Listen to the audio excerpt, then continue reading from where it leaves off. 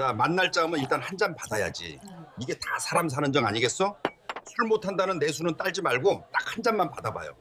나이 들면 사랑도 욕망도 다 말라버릴 줄 알았습니다. 하지만 그건 제 착각이었습니다. 남편을 보내고 3년 지독한 외로움에 떠밀려 탄 묻지마 관광버스 그리고 술김에 들어간 낯선 남자의 방문. 그날 밤 205호에서는 도대체 무슨 일이 있었던 걸까요? 비 내리는 모텔 방에서 시작된 하룻밤의 실수. 그리고 밝혀지는 남자의 충격적인 정체, 당신의 심장을 다시 뛰게 할 중년의 진짜 사랑 이야기, 지금 시작합니다. 사연 듣기 전 구독과 좋아요 눌러주시면 행운 가득한 오늘을 만들어줄 것입니다. 고속도로를 질주하는 관광버스 안, 화려하다 못해 현란한 사이키 조명이 좁은 통로를 가득 채우며 돌아가고 있습니다. 귀가 먹먹할 정도로 크게 울려 퍼지는 트로트, 음악의 쿵짝거리는 비트에 맞춰 버스 차체마저 덩달아 들썩이는 것만 같네요. 형형색색의 원색 등산복을 입은 중년의 남녀들이 좁은 통로로 쏟아져 나와 몸을 흔들고 있는 광경은 그 자체로 터질 듯한 에너지를 뿜어내고 있습니다. 저마다 손을 위로 뻗고 엉덩이를 흔들며 그동안 세상살이에 치여 억눌러왔던 스트레스를 이 좁은 공간에 모조리 쏟아버리겠다는 듯 필사적으로 보이기까지 합니다. 누군가는 벌써 소주병을 마이크 삼아 노래를 따라 부르고 누군가는 땀에 젖은 얼굴로 옆 사람의 어깨를 껴안으며 호탕하게 웃어젖히고 있죠. 이곳은 말 그대로 묻지마 관광의 현장. 이름도 나이도 직업도 묻지 않고 오직 오늘만을 즐기기 위해 모인 사람들의 해방구입니다. 하지만 그 소란스럽고 뜨거운 열기 속에서 마치 다른 세상에서 온 듯 유독 이질적인 분위기를 풍기는 한 여자가 창가 자리에 앉아 있습니다. 바로 오늘의 주인공 김영숙 씨입니다. 올해 나이 58, 곧 예순을 바라보는 나이라고는 믿기지 않을 만큼 고운 피부와 세련된 단발머리를 한 그녀는 이 공간과 전혀 어울리지 않아 보입니다. 남들은 땀 흡수가 잘 되는 기능성 등산복을 입고 왔지만 영숙 씨는 옅은 베이지색 트렌치 코트에 우아한 실크 스카프를 두르고 있네요. 그녀는 시끄러운 음악 소리가 거슬리는지 가끔 미간을 찌푸리며 차창 밖으로 빠르게 스쳐 지나가는 풍경만 하염없이 바라보고 있습니다. 차창에 비친 그녀의 얼굴에는 깊은 그늘이 드리워져 있습니다. 남편을 지병으로 떠나보낸 지 어느덧 3년, 처음에는 하늘이 무너지는 것 같은 슬픔에 잠 못 이루던 밤이 많았습니다. 하지만 시간이 약이라던가요. 슬픔은 점차 무뎌졌지만 그 빈자리를 채운 건 견디기 힘든 적막과 외로움이었습니다. 자식들을 다 출가시키고 텅 빈 거실에 혼자 앉아 있다 보면 세상에 나 혼자만 남겨진 것 같은 고립감이 밀려오곤 했죠. 친구들이 야, 집에만 있지 말고 눈 딱 감고 한 번만 가보자. 가면 재밌어서 10년 묵은 체증이 다 내려간다더라라며 등을 떠밀었을 때 못 이기는 척 따라 나선 건 어쩌면 그 지독한 고요함에서 잠시라도 도망치고 싶었기 때문일 겁니다. 하지만 막상 버스에 올라타니 이곳은 그녀가 상상했던 여행과는 너무나 다른 세상입니다. 땀 냄새와 오징어 굽는 냄새, 그리고 벌써부터 풍겨오는 알코올 냄새가 뒤섞인 버스 안의 공기는 영숙 씨의 숨을 턱턱 막히게 합니다. 그때 통로에서 격하게 춤을 추던 파마머리의 여자가 영숙 씨에게 다가옵니다. 영숙 씨를 억지로 데리고 온 동네 언니 최 여사입니다. 최 여사는 땀범벅이 된 얼굴로 들이닥치며 영숙 씨의 팔을 잡아 끕니다. 아이고 자기야, 청승맞게 왜 이러고 있어? 여기까지 와서 조각상처럼 앉아만 있을 거야? 얼른 나와. 엉덩이를 흔들어야 사는 맛이 나지. 영숙 씨는 곤란한 듯 억지 미소를 지으며 몸을 뒤로 뺍니다. 언니, 난 좀 머리가 아파서 그래요. 그냥 좀 앉아 있을게요. 언니나 재밌게 놀아요. 아이 참, 빼기는. 이럴 거면 뭐하러 비싼 돈 내고 따라왔어? 에이, 몰라. 나중에 후회하지 말고 얼른 기운 좀 차려봐. 최 여사는 재미없다는 듯 입을 삐죽거리며 다시 통로의 인파 속으로 사라집니다. 영숙 씨는 안도의 한숨을 내쉬며 다시 창밖으로 시선을 돌립니다. 회색빛 구름이 잔뜩 낀 하늘이 심상치 않아 보이더니 이내 빗방울이 하나둘 차창을 때리기 시작합니다. 빗물은 사선으로 그어지며 차창에 긴 자국을 남기고 영숙 씨의 마음에도 알 수 없는 파문을 일으킵니다. 그녀는 가방을 꼭 껴안으며 자세를 고쳐 앉습니다. 이 소란스러운 버스 안에서 그녀는 철저히 혼자입니다. 군중 속의 고독, 차라리 집에 혼자 있을 때보다 지금 느끼는 외로움이 더 뼈저리게 다가옵니다. 내가 지금 여기서 뭘 하고 있는 걸까? 스스로에게 묻지만 답은 없습니다. 그저 돌아가기엔 너무 멀리 왔고 어울리기엔 너무 낯설 뿐이죠. 그때였습니다. 영숙 씨의 시선이 무심코 대각선 앞쪽 좌석으로 향합니다. 그곳에는 또 다른 이방인이 앉아 있습니다. 희끗희끗한 은발이 매력적인 중년의 신사, 진우입니다. 그 역시 주위에 소란스러움과는 담을 쌓은 채 팔짱을 끼고 눈을 지그시 감고 있습니다. 잘 다려진 셔츠 깃과 단정한 재킷 차림은 땀 냄새 나는 버스 안에서 유독 빛이 납니다. 그의 미간에도 영숙 씨와 비슷한 종류의 피로감과 고독이 묻어 있습니다. 영숙 씨는 묘한 동질감을 느끼며 잠시 그를 응시하다가 그가 눈을 뜰 기미가 보이자 황급히 고개를 돌립니다. 가슴이 콩닥거립니다. 설렘이라기보다는 나와 비슷한 처지의 사람을 발견했다는 안도감에 가깝습니다. 버스는 점점 더 빗줄기가 굵어지는 고속도로를 뚫고 강원도의 어느 바닷가를 향해 질주합니다. 차창 밖의 풍경은 빗물에 번져 흐릿해지고 버스 안의 조명은 더욱 요란하게 번쩍입니다. 마치 영숙 씨의 잔잔했던 인생에 곧 몰아칠 거친 파도를 예고라도 하듯이 말이죠. 지금 이 버스는 단순한 여행지가 아니라 그녀가 평생 지켜온 이성의 끈을 놓아버리게 될 위험하고도 매혹적인 곳으로 그녀를 데려가고 있습니다. 영숙 씨는 마른 침을 한번 삼키며 흐릿해진 창가에 자신의 얼굴을 다시 비춰봅니다. 거울 속의 여자가 묻는 것 같습니다. 오늘 밤 정말 아무 일도 없을까? 대답 대신 빗소리만이 거칠게 창문을 두드립니다.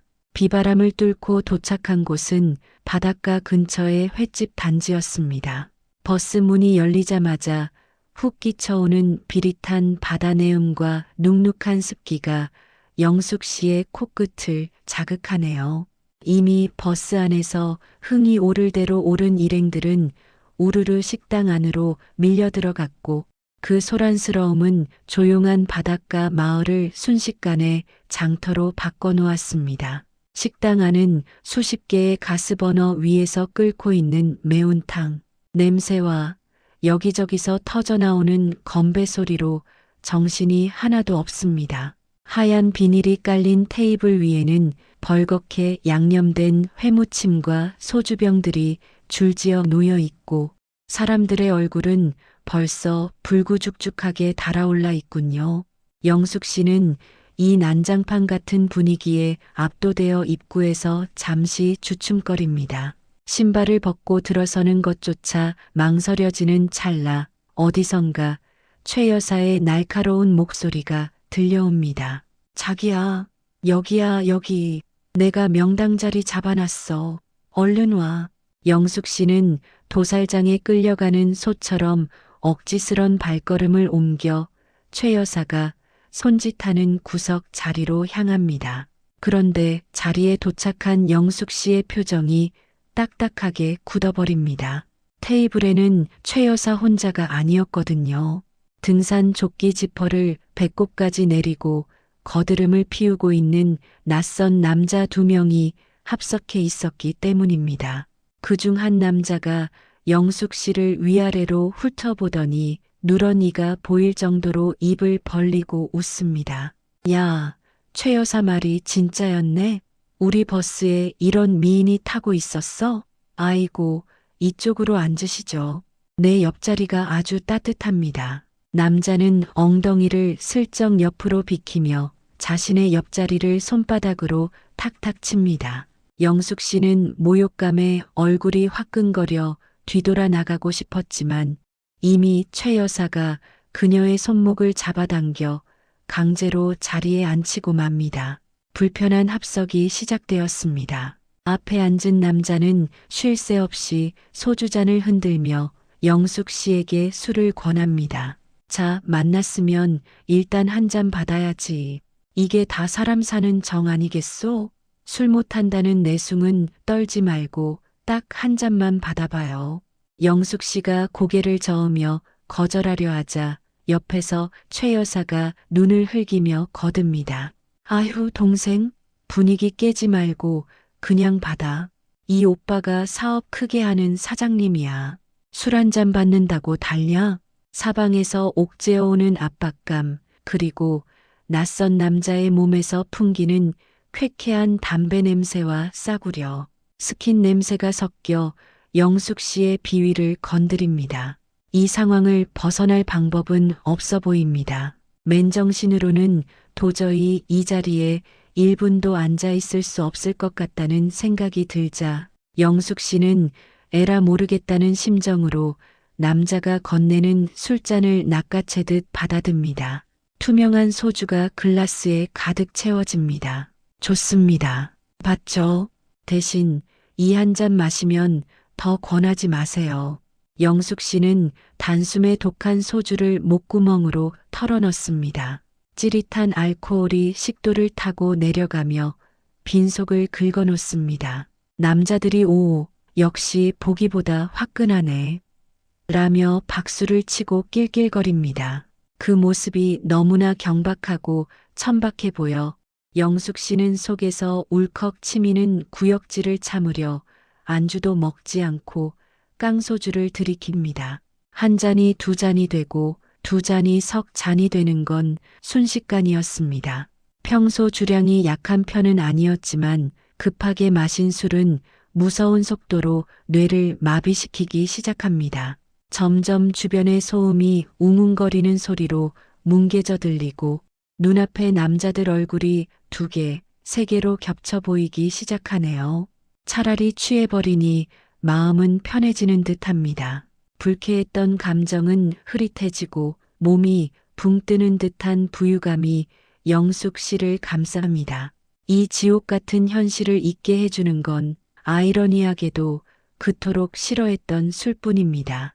영숙 씨는 흐릿한 시선으로 식당 저편을 멍하니 바라봅니다. 저 멀리 구석진 테이블에 아까 버스에서 봤던 은발의 신사 진우가 혼자 조용히 식사를 하고 있는 모습이 어렴풋이 들어옵니다.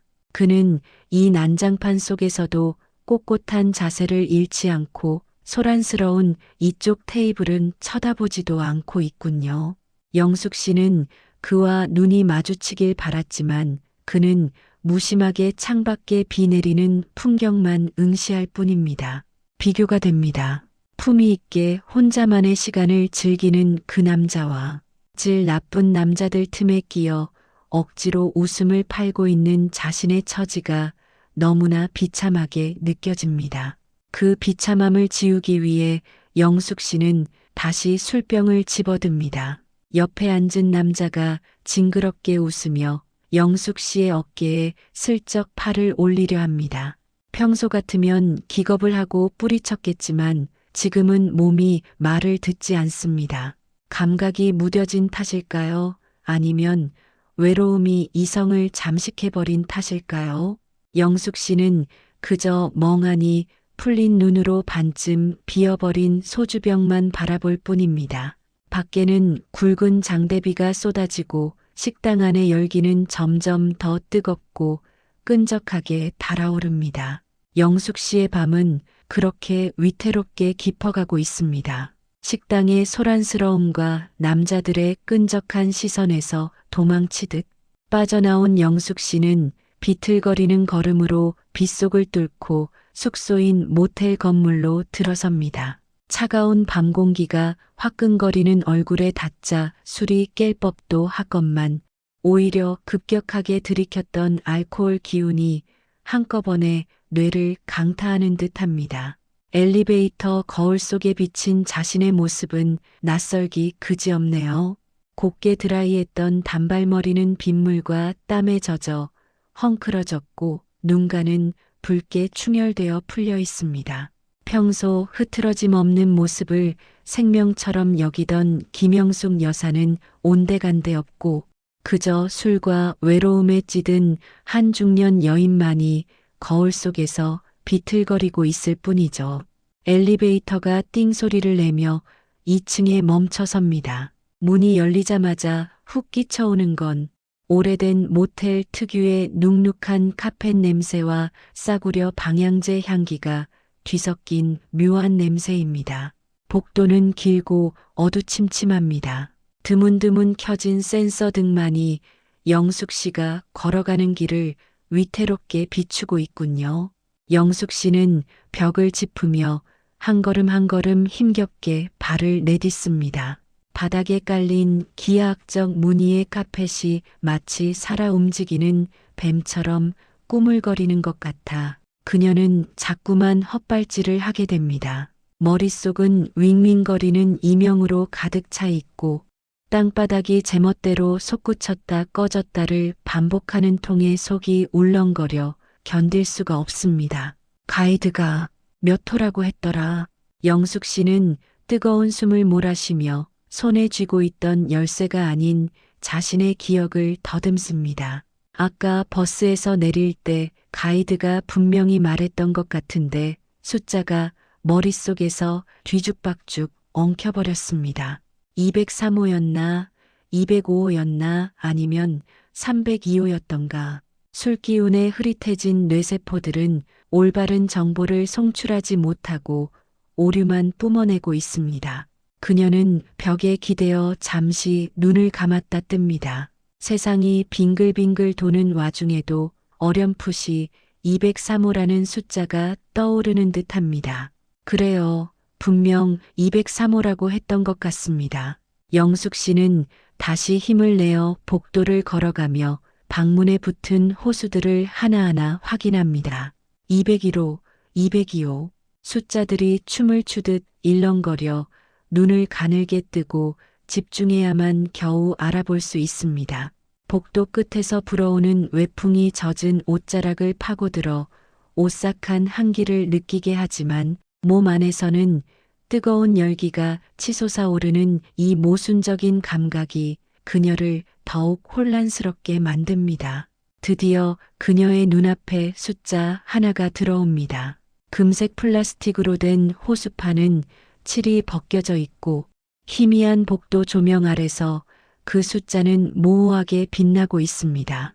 영숙 씨의 흐릿한 시야에는 그 숫자의 둥근 곡선이 마치 삶처럼 보입니다. 사실 그것은 오였지만 만취한 그녀의 눈에는 구부러진 모양새가 영락없는 삶으로 보였던 것이죠. 게다가 바로 옆방인 203호 앞에는 누군가 내놓은 배달, 음식 그릇들이 쌓여 있어 지저분해 보였기에 무의식적으로 깨끗한 이 문 앞을 자신의 방이라고 확신했는지도 모릅니다. 영숙 씨는 안도의 한숨을 내쉬며 문고리를 잡습니다. 아휴, 이제야 쉴 수 있겠네. 손에 힘이 들어가지 않아 몇 번이나 문고리를 놓칠 뻔합니다. 요즘 모텔처럼 카드키를 대는 것이 아니라 열쇠를 돌려야 하는 구식 잠금 장치인 것이 취객인 그녀에게는 너무나 가혹한 시련처럼 느껴집니다. 달그락, 달그락.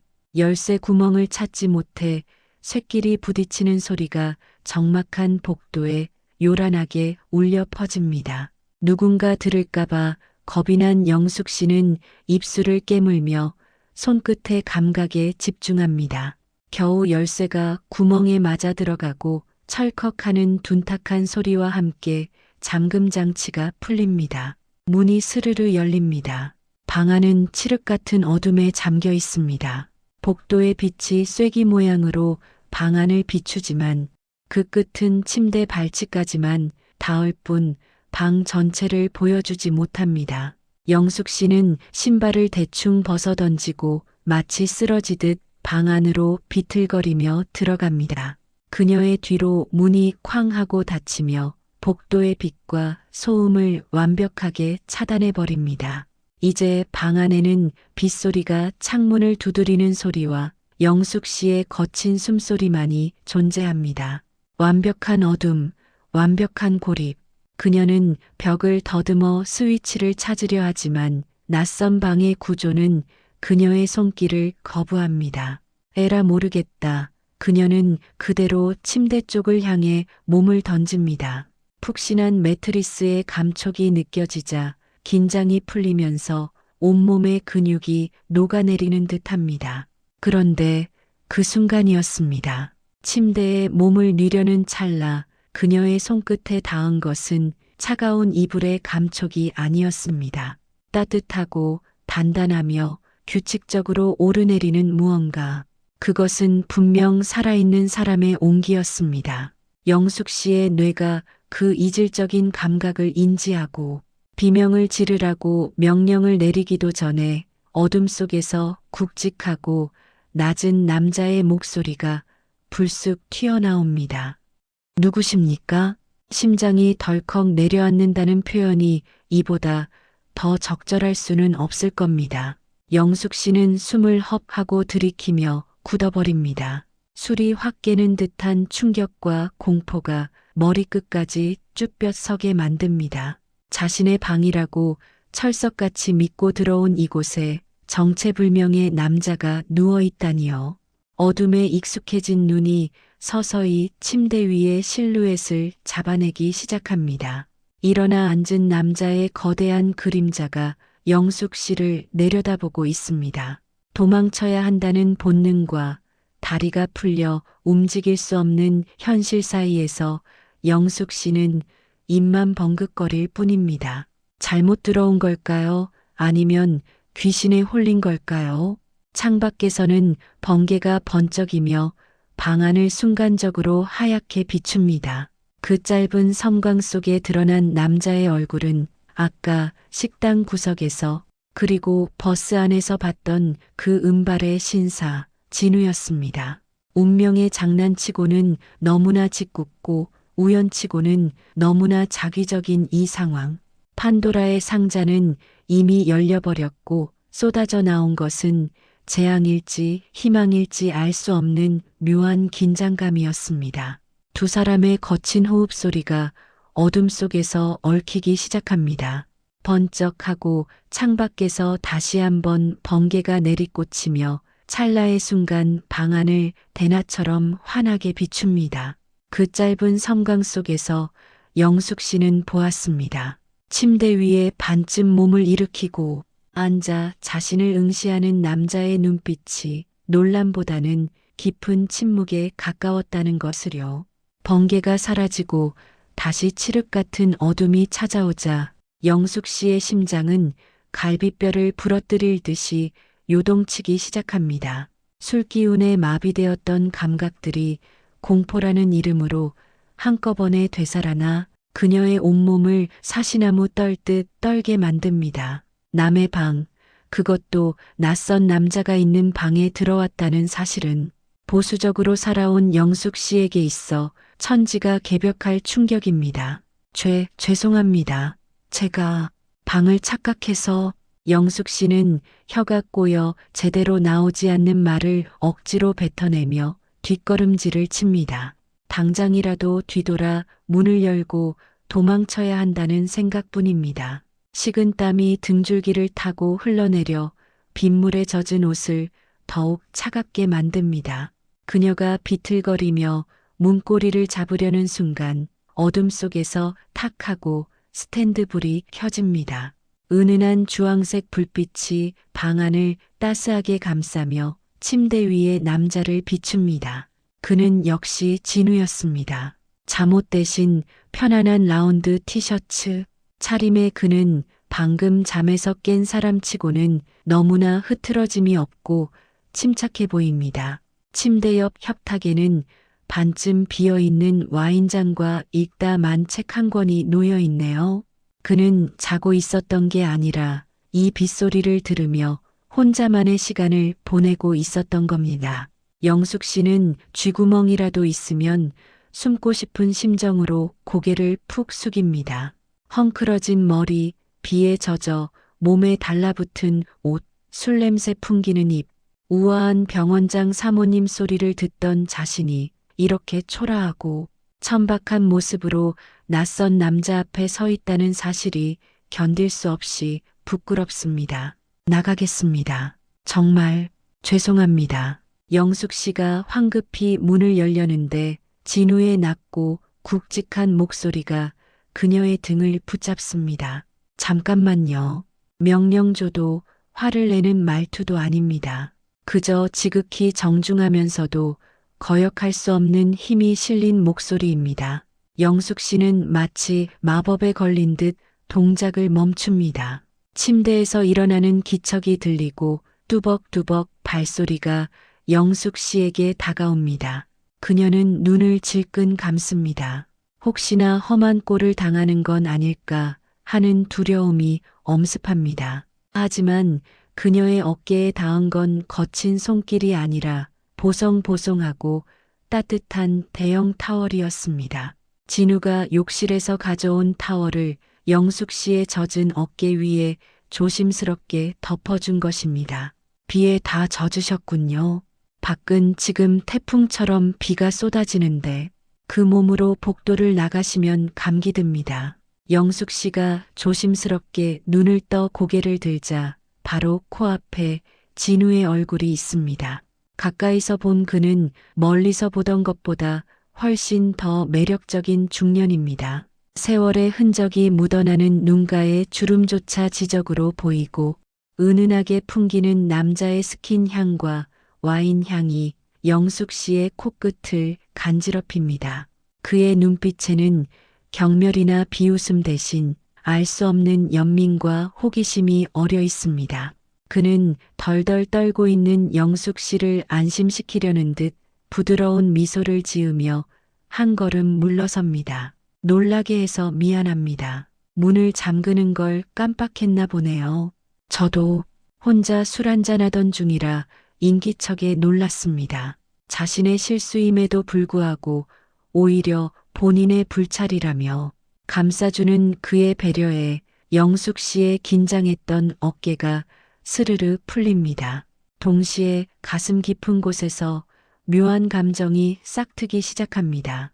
아까 식당에서 만났던 그 저질스러운 남자들과는 차원이 다른 품격, 오랫동안 잊고 살았던 존중받는 여자라는 느낌을 아이러니하게도 이 낯선 모텔방에서 그것도 무단 침입한 상황에서 느끼게 된 것입니다. 진우는 협탁으로 돌아가 생수병을 따서 컵에 따릅니다.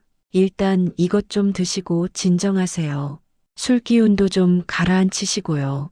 그 상태로 나가면 방을 또 못 찾으실 것 같습니다만 그의 말이 맞습니다. 지금 나가봤자 어지러운 복도를 헤매다 객사하거나 아니면 다른 방의 험한 남자들에게 봉변을 당할지도 모릅니다.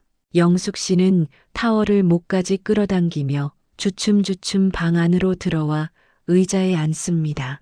진우가 건넨 물을 두 손으로 받아 마시자 시원한 물줄기가 타는 속을 달래줍니다.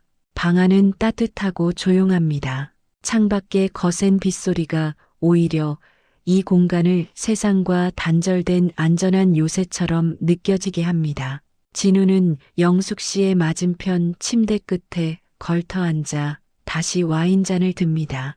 두 사람 사이에 흐르는 공기가 미묘하게 변하기 시작합니다. 조금 전까지의 공포와 당황스러움은 사라지고 그 자리를 낯선 남녀 사이에 아슬아슬한 긴장감이 채웁니다. 비에 젖어 얇은 옷감이 살에 달라붙은 영숙 씨의 실루엣이 스탠드 불빛을 받아 은근하게 드러납니다. 영숙 씨는 자신의 모습이 어떻게 보일지 의식하면서도 굳이 옷매무새를 고치지 않습니다. 술 기운 탓일까요? 자신을 바라보는 진우의 시선이 싫지 않습니다. 아니, 솔직히 말하면 그 시선을 즐기고 있는지도 모릅니다. 58세, 여자로서 끝났다고 생각했던 나이에 누군가의 눈동자 속에서 자신의 여자됨을 발견하는 순간, 그것은 도덕이나 윤리 따위는 잠시 접어두고 싶을 만큼 치명적인 유혹입니다. 혼자 오셨습니까? 진우가 침묵을 깨고 먼저 말을 건넵니다. 그 목소리가 너무나 부드러워 영숙 씨는 마치 오래된 연인을 만난 것처럼 자연스럽게 대답합니다. 네, 떠밀려서 오긴 했는데 후회하고 있었어요. 너무 시끄럽고 외로워서요. 외로워서. 진우가 그 단어를 입안에서 굴리듯 되냅니다. 그의 눈빛이 흔들립니다. 그 한마디가 두 사람 사이의 벽을 허무는 열쇠가 되었습니다. 화려한 병원장이라는 직함 뒤에 숨겨둔 그의 고독과 평범한 주부로 살며 삭혀온 영숙 씨의 고독이 공명하는 순간입니다. 밖에서는 천둥이 칩니다. 하지만 이 방 안에서는 두 외로운 영혼이 서로를 탐색하는 조용한 폭풍이 시작되고 있었습니다. 창밖의 세상은 그야말로 물바다입니다. 하늘에 구멍이라도 뚫린 듯 쏟아지는 장대비가 모텔의 낡은 창문을 부서질 듯 때리고 가끔씩 울리는 천둥 소리가 두 사람의 심장 박동과 엇박자로 섞여 들어갑니다. 이 작은 방은 이제 세상과 완벽하게 단절된 그들만의 외로운 섬이 되었습니다. 진우가 건넨 와인 한 잔을 받아든 영숙 씨의 손끝이 미세하게 떨립니다. 투명한 붉은 액체가 잔 속에서 출렁이며 스탠드 불빛을 바다보석처럼 반짝이네요. 술 기운이 살짝 도는 영숙 씨의 볼은 소녀처럼 발그레하고 젖은 머리카락이 목덜미에 달라붙어 본의 아니게 묘한 관능미를 풍기고 있습니다. 진우는 그런 영숙 씨에게서 시선을 떼지 못한 채 자신의 잔을 천천히 비웁니다. 침묵이 흐르지만 그것은 어색함보다는 서로를 탐색하는 진득한 공기에 가깝습니다. 사별하셨다고요? 진우가 낮게 깔린 목소리로 침묵을 깹니다. 영숙 씨는 고개를 끄덕이며 와인잔의 다리를 만지작거립니다. 네, 벌써 3년이 됐네요. 그쪽은요? 저도 3년 됐습니다. 암이었죠. 병원장인 남편을 두고도 손 한 번 제대로 못 써보고 그렇게 갔습니다. 진우의 목소리에 씁쓸한 자조가 섞여 있습니다. 그의 눈가에 어린 깊은 슬픔을 본 순간 영숙 씨의 마음속에 있던 경계심의 빗장이 철컥하고 풀려버립니다. 화려해 보이기만 했던 이 남자도 결국은 자신처럼 밤마다 빈 옆자리를 쓰다듬으며 울었을 가여운 영혼이라는 사실을 깨달았기 때문이죠. 동병상련의 아픔은 그 어떤 최음제보다 강력하게 두 사람의 거리를 좁힙니다. 영숙 씨는 저도 모르게 몸을 앞으로 기울이며 그의 말에 귀를 기울입니다. 서로의 아픔을 나누는 대화는 점점 깊어지고 그 깊이만큼이나 두 사람 사이의 공기는 뜨거워집니다. 술 기운이 다시 올라오면서 영숙 씨의 시선이 몽롱해집니다. 눈앞에 있는 이 남자가 죽은 남편 이후 처음으로 남자로 보이기 시작합니다. 넓은 어깨, 걷어올린 소매 아래로 보이는 힘줄, 그리고 자신을 바라보는 저 그윽한 눈빛. 오랫동안 잊고 살았던, 아니 억지로 죽여왔던 여자로서의 본능이 꿈틀거리며 깨어납니다. 많이 외로우셨겠군요. 영숙 씨처럼 고운 분이 혼자 지내기엔 너무 긴 시간이었을 텐데. 진우가 영숙 씨의 이름을 불렀습니다. 언제 통성명을 했는지 기억도 나지 않지만 그의 입에서 불리는 자신의 이름이 낯설면서도 감미롭게 들립니다. 그가 천천히 손을 뻗어 영숙 씨의 뺨에 붙은 젖은 머리카락을 귀 뒤로 넘겨줍니다. 그의 손가락이 영숙 씨의 귓불과 목덜미를 스치고 지나갑니다. 그 짧은 접촉의 순간 영숙 씨의 등줄기에 짜릿한 전율이 흐릅니다. 마치 감전이라도 된 듯 온몸의 털이 곤두서고 숨이 턱 막혀옵니다. 따뜻하고 거친 남자의 손길. 그것은 3년 동안 메말라 있던 영숙 씨의 갈증. 난 대지에 내리는 단비와도 같습니다. 영숙 씨는 피하지 않습니다. 오히려 그 손길을 갈구하듯 고개를 살짝 기울여 그의 손바닥에 자신의 뺨을 기댑니다. 진우의 눈빛이 짙어집니다. 그 역시 참고 있었던 욕망이 이성의 끈을 끊고 터져 나오려 합니다. 이러면 안 되는데. 영숙 씨가 떨리는 목소리로 속삭이지만 그것은 거절이 아니라 유혹의 언어입니다.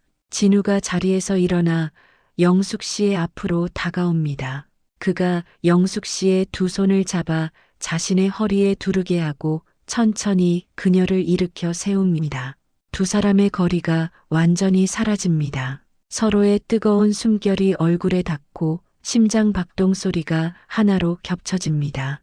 진우가 영숙 씨의 허리를 단단하게 감싸 안으며 젖은 눈으로 그녀를 내려다봅니다.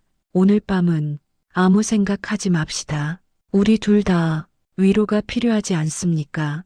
그 말은 영숙 씨가 듣고 싶었던 면죄부였습니다. 죄책감도 체면도 나이도 모두 저 빗소리에 묻어버리라는 달콤한 속삭임이었죠. 진우의 입술이 천천히 내려와 영숙 씨의 입술을 덮칩니다. 처음에는 조심스럽고 부드럽게 마치 깨지기 쉬운 유리잔을 다루듯 시작된 키스는 이내 격렬하고 뜨겁게 타오릅니다. 입안 가득 와인 향과 서로의 타액이 섞이며 억눌려왔던 중년의 열정이 폭발합니다. 영숙 씨는 진우의 목을 끌어안으며 발 뒤꿈치를 듭니다. 그의 단단한 가슴에 눌린 가슴이 터질 듯 뛰고 있습니다. 진우가 영숙 씨를 번쩍 안아들어 침대로 향합니다. 스탠드의 불빛이 흔들리고 벽에 비친 두 사람의 그림자가 하나로 엉겨붙습니다. 밖에서는 천둥이 요란하게 치지만 지금 이 방 안의 두 사람에게는 서로의 거친 숨소리 외에는 아무것도 들리지 않습니다. 옷가지가 하나둘 바닥으로 떨어집니다. 늙고 시들었다고 생각했던 자신의 몸이 그의 손길이 닿는 곳마다 다시 꽃처럼 피어나는 기적을 영숙 씨는 느낍니다. 부끄러움은 사라진 지 오래입니다. 지금 이 순간만큼은 누군가의 엄마도 누군가의 미망인도 아닌 오롯이 사랑받고 욕망하는 여자 김영숙만이 존재할 뿐입니다. 차가운 빗줄기가 세상을 적시는 동안 205호의 방 안은 두 남녀가 만들어내는 뜨거운 열기로 김이 서리고 있습니다. 그것은 단순한 쾌락을 넘어 죽어가던 생명을 다시 살려내는 치열하고도 처절한 몸부림입니다. 그렇게 밤은 걷잡을 수 없이 깊어가고 있습니다. 간밤에 세상을 집어삼킬 듯 포효하던 폭풍우는 언제 그랬냐는 듯 거짓말처럼 사라졌습니다. 커튼 틈 사이로 비집고 들어온 쨍한 아침, 햇살이 밤새 어둠과 욕망으로 가득 찼던 모텔방의 공기를 하얗게 태우고 있네요. 먼지들이 햇살 속에서 부유하며 춤을 추고 어디선가 들려오는 갈매기 울음소리가 이곳이 바닷가임을 다시금 상기시켜줍니다. 영숙 씨는 찌뿌둥한 몸을 뒤척이며 무거운 눈꺼풀을 들어 올립니다. 낯선 천장, 낯선 냄새, 그리고 낯선 공기. 매일 아침 눈을 뜨면 마주하던 안방의 익숙한 풍경이 아님을 깨닫는 순간 지난밤의 기억들이 파노라마처럼 뇌리를 스치고 지나갑니다. 화들짝 놀라 옆을 돌아보니 곤히 잠든 진우의 모습이 시야에 가득 들어옵니다. 그는 이불을 허리춤까지 내린 채 등져 누워 있습니다. 햇살을 받아 빛나는 그의 등은 생각보다 넓고 단단해 보입니다. 규칙적으로 오르내리는 그의 어깨를 보고 있자니 어젯밤의 그 뜨거웠던 열기가 꿈이 아니었음을 실감하게 됩니다. 영숙 씨는 얼굴이 확 달아오르는 것을 느끼며 두 손으로 볼을 감쌉니다. 미쳤어. 김영숙, 내가 정말 미쳤구나. 속으로 자책해보지만 입가에 번지는 미묘한 미소는 숨길 수가 없군요. 죄책감보다는 무채색이었던 자신의 인생에 갑자기 총천연색, 물감이 튀어오른 듯한 벅찬 생동감이 먼저 느껴지기 때문입니다. 그녀는 조심스럽게 침대에서 빠져나옵니다. 매트리스가 삐걱거리는 소리라도 날까봐 숨조차 크게 쉬지 못합니다. 바닥에 흩어져 있던 옷가지들을 주섬주섬 챙겨 입습니다. 밤새 마른 옷에서는 옅은 와인 향과 그의 채취가 섞여납니다. 그 냄새가 싫지 않아 영숙 씨는 잠시 옷에 코를 묶고 깊게 숨을 들이마십니다. 이 향기를, 이 순간을 영원히 박제해두고 싶은 마음이 굴뚝 같습니다.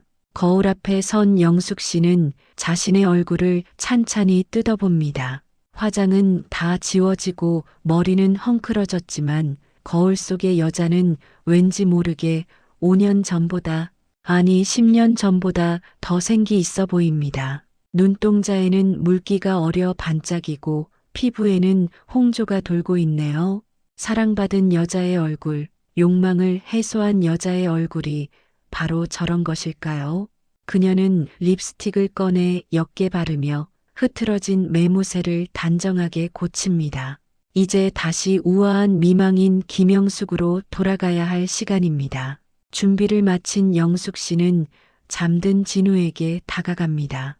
깨워서 인사를 해야 할까? 아니면 이대로 사라지는 게 예의일까? 짧은 갈등이 스치지만 그녀는 후자를 택합니다. 서로의 신상을 묻지 않은 채 하룻밤의 위로로 끝내기로 한 암묵적인 약속을 지키고 싶어서입니다. 어설픈 아침 인사나 연락처 교환은 어젯밤의 그 아름다웠던 일탈을 구질구질한 현실로 끌어내리는 일이 될지도 모르니까요. 영숙 씨는 잠든 진우의 머리맡에 잠시 서성입니다. 손을 뻗어 그의 헝클어진 은발을 한 번만 쓸어 넘겨주고 싶지만 행여 그가 깰까봐 허공에서 손을 멈춥니다. 대신 그녀는 마음속으로 작별 인사를 건넵니다. 고마워요. 당신 덕분에 내가 아직 살아있다는 걸 느꼈어요. 부디 건강하세요. 영숙 씨의 눈가가 촉촉해집니다. 이 남자를 다시 볼 수 없을 거라는 예감이 가슴 한구석을 lit하게 저며옵니다. 하지만 이것으로 충분합니다. 죽어가던 나무에 물을 주었으니 이제 그 나무는 혼자서도 한동안은 푸르게 살아갈 수 있을 테니까요. 영숙 씨는 뒤돌아섭니다. 발걸음을 옮길 때마다 낯선 방의 풍경이 멀어집니다. 문고리를 잡는 손에 힘이 들어갑니다. 철컥 문이 열리고 차가운 복도의 공기가 훅 밀려 들어옵니다. 방 안의 따뜻한 온기와 복도의 냉기가 만나는 그 경계선에서 영숙 씨는 마지막으로 한 번 더 뒤를 돌아봅니다.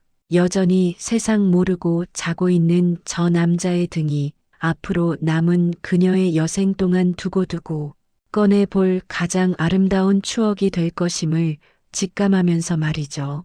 문이 조용히 닫힙니다.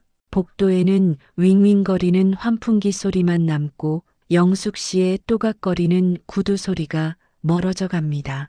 신데렐라의 마법은 풀렸고 205호의 문은 굳게 닫혔습니다. 하지만 복도를 걸어가는 영숙 씨의 발걸음은 어제보다 훨씬 가볍고 경쾌해 보입니다. 마치 비밀을 간직한 소녀처럼 말이죠.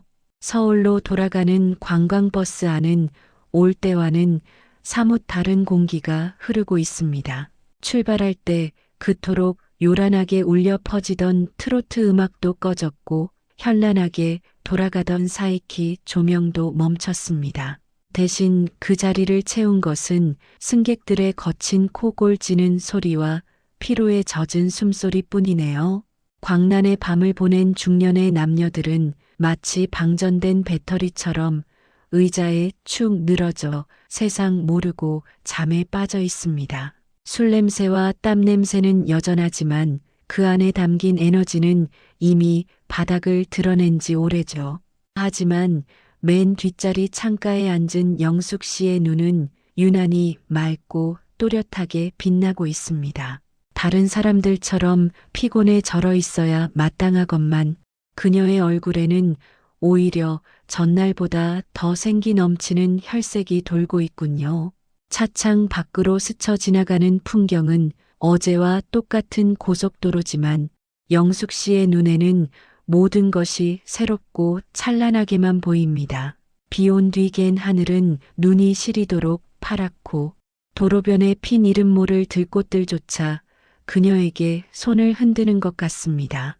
그녀는 무릎 위에 놓인 핸드백을 가만히 쓰다듬으며 입가에 맴도는 미소를 지우려 애씁니다. 남들은 모르는 오직 자신만이 간직한 지난밤의 뜨거운 비밀이 가슴속에서 간질거리는 탓입니다. 버스가 덜컹거릴 때마다 몸에 남아있는 그 남자의 감촉이 되살아나는 듯해 영숙 씨는 자꾸만 얼굴이 붉어집니다. 옆자리에 최 여사는 입을 벌리고 침까지 흘리며 자고 있네요. 어제 그렇게 억지로 술을 권하던 드센 모습은 온데간데 없고 그저 늙고 지친 옆집 아줌마일 뿐입니다. 영숙 씨는 묘한 우월감마저 느낍니다.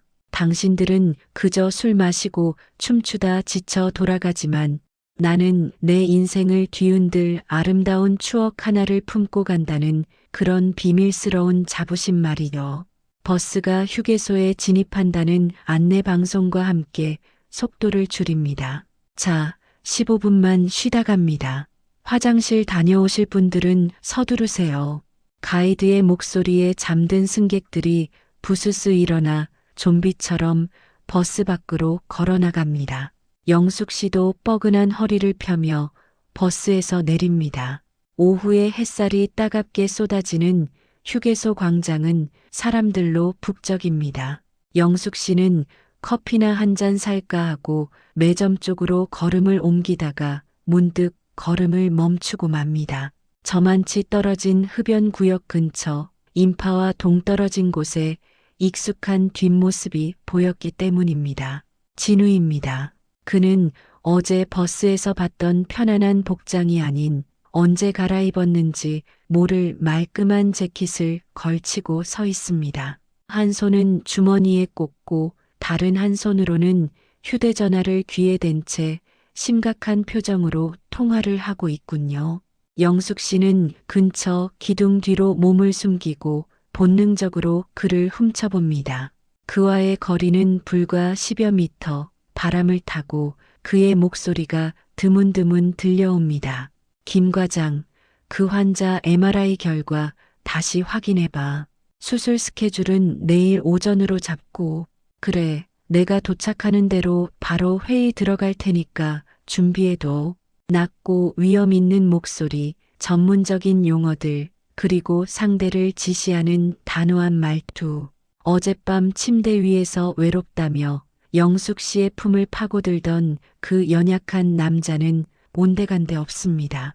그 자리에는 수백 명의 직원을 거느린 거대 대학병원의 원장 박진우만이 서 있을 뿐입니다. 영숙 씨는 가슴이 철렁 내려앉는 것을 느낍니다.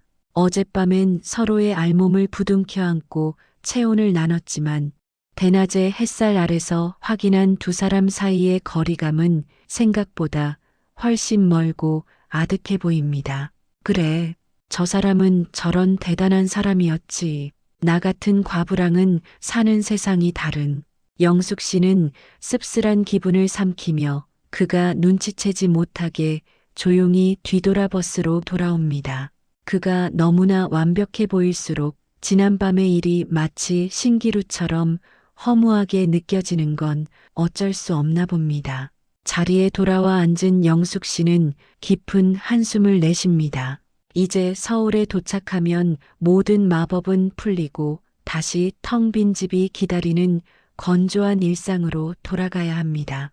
그녀는 목이 타는 것을 느끼며 가방을 엽니다. 물을 찾으려 가방 안쪽 주머니에 손을 깊숙이 찔러 넣는데 손끝에 낯선 종이의 질감이 닿습니다. 이게 뭐지? 영숙 씨는 의아해하며 종이를 꺼냅니다. 그것은 고급스러운 재질의 명함 한 장과 호텔 메모지 한 장이었습니다. 영숙 씨의 눈이 휘둥그레집니다. 자신도 모르는 사이에 진우가 몰래 넣어둔 것이 분명합니다. 언제 넣었을까요? 잠든 사이에? 아니면 아침에 먼저 일어나서? 떨리는 손으로 명함을 봅니다. 경기대학교 병원장 박진우.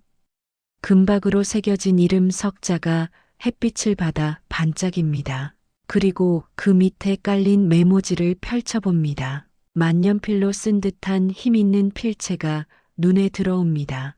이름도 모른 채 보내기엔 제 마음이 너무 컸나 봅니다. 서울 가서 꼭 연락 기다리겠습니다. 다시 볼 수 있기를. 그 짧은 문장을 읽는 순간 영숙 씨의 심장이 쿵 하고 멎는 것 같습니다. 단순한 하룻밤의 불장난이 아니었습니다.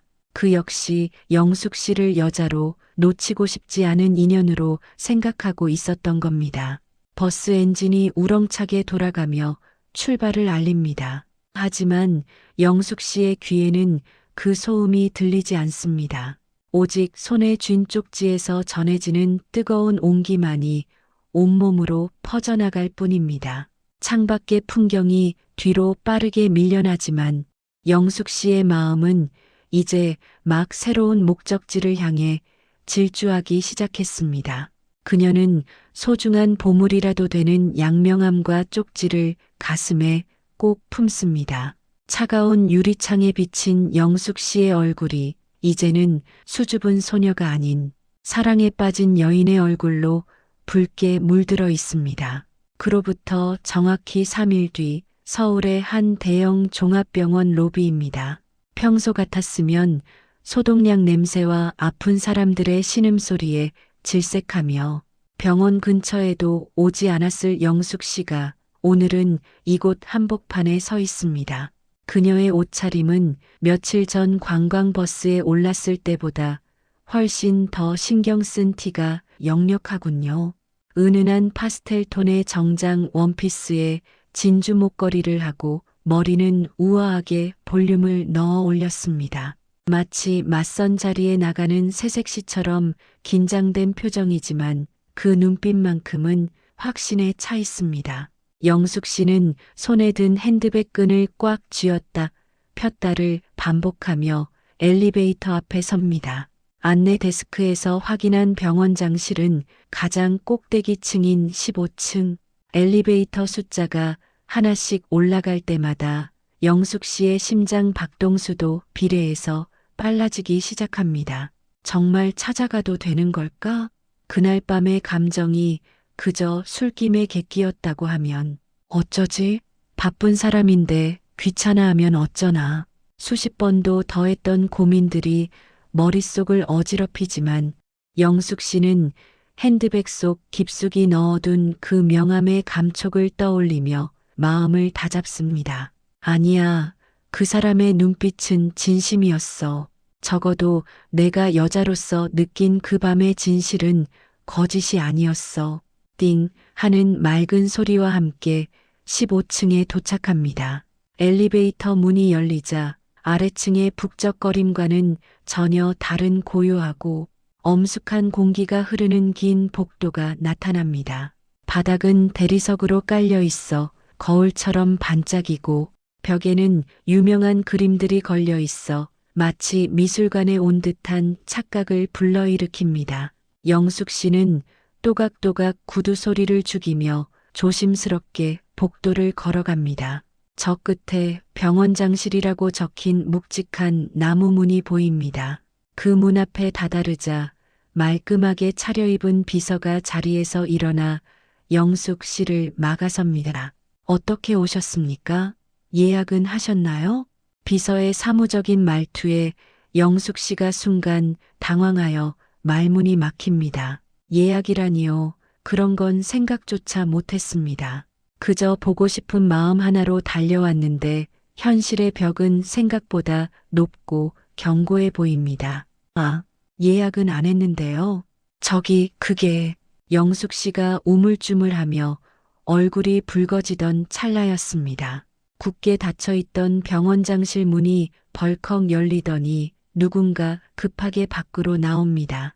흰 가운을 입고 청진기를 목에 건 지적인 은발의 신사, 바로 진우입니다.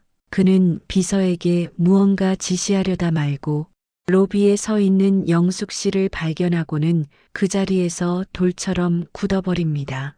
그의 눈이 커지더니 이내 믿을 수 없다는 듯, 그리고 너무나 반갑다는 듯 크게 흔들립니다.